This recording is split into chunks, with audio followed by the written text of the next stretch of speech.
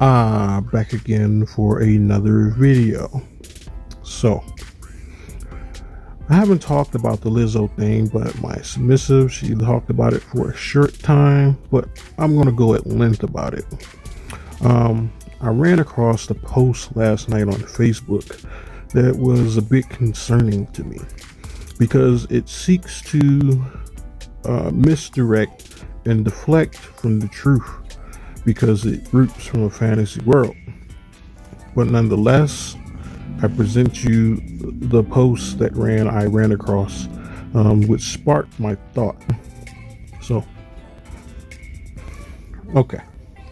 So this is my response to this portion of it.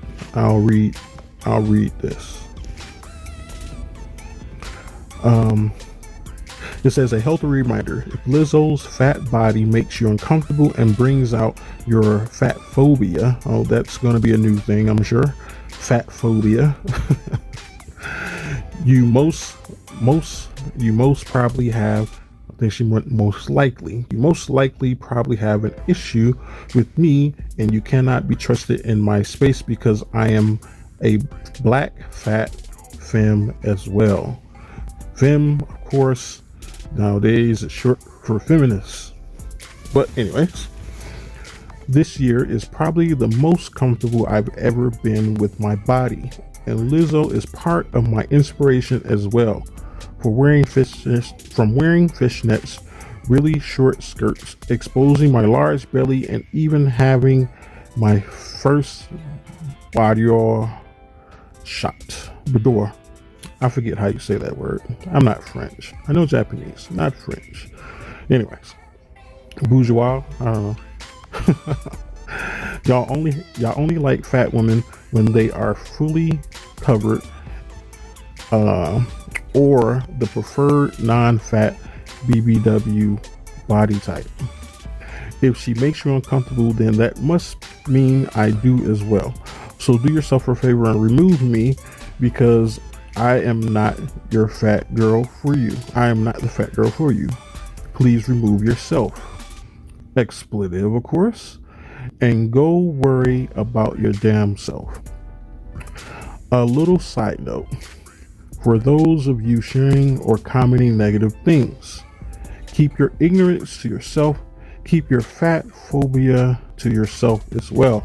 Fat doesn't equal unhealthy. So unless you are my primary care provider, shut the entire F up.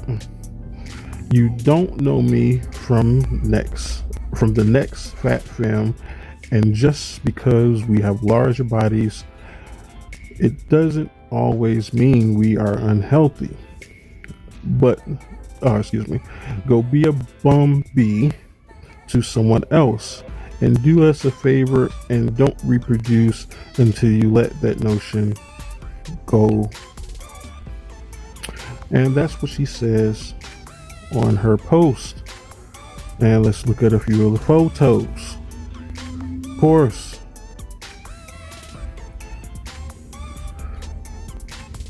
that's the photos. Not going to reveal anything here, of course. I think people are entitled to their privacy.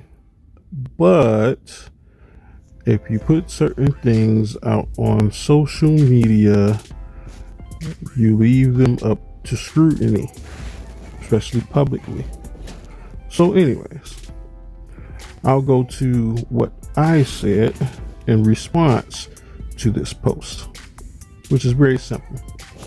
I said, no, being overweight or obese is unhealthy. No question about it. Why? There's not a doctor who is credible who will tell you that weight isn't bad for you, bad for your joints. Hell, I have like 14% body fat, mostly muscular, and my doc says I need to lose weight. I say that because I'm about 190, and my doctor says I need to lose weight. I do, whatever. So what? But anyways, health isn't just heart disease or diabetes type stuff.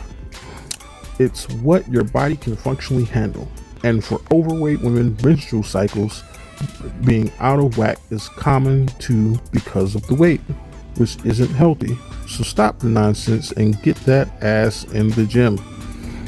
I've never seen such a group of people who find being told go to the gym offensive more than your latest rapper telling women they're nothing but B's and H's.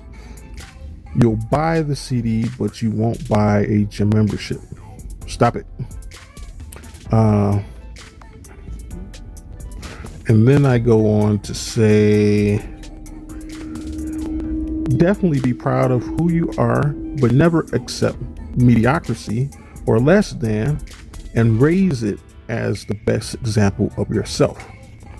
I also go on to say, bodybuilders need to lose weight too. There, I said it, because it's true, they do.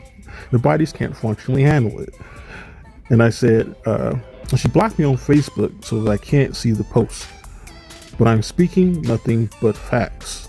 I've never in my life understood why people reject others telling them what's going to help them while simultaneously accepting everything that adds to their downfall and demise.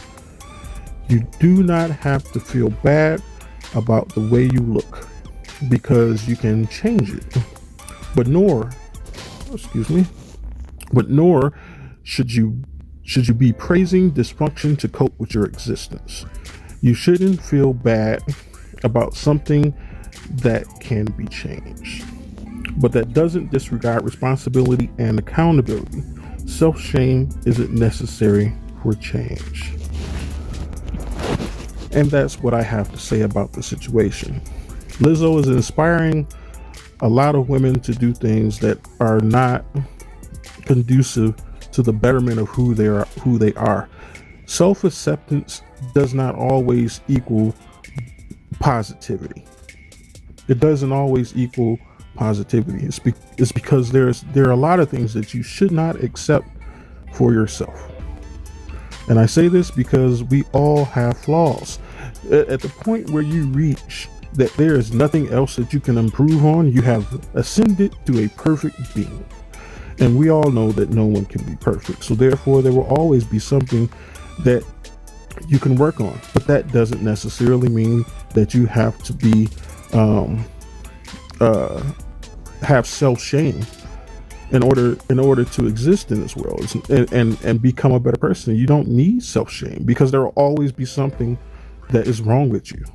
Always. There will always be something. But the point of what I'm saying is that the conflation between body positivity and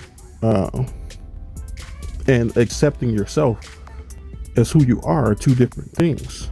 Who you are will never change, but your body is not who you are. It is a representation of who you are, but it is not who you are. So that's my take on it. If people are offended by this, you probably should check yourself. It's not about anybody else. It's not about what people are saying, quote unquote, badly about you. It's about you. It's about how you feel. Because your indictment of someone else is very indicative of who you truly are rather than who they are. It tells of you. Yes, people's opinions of others tell more about themselves than it does other people. That's how this works. But anyways, I've let this video go on long enough. This has been the Wolf Invader Close. May you have a good day and peace be with you.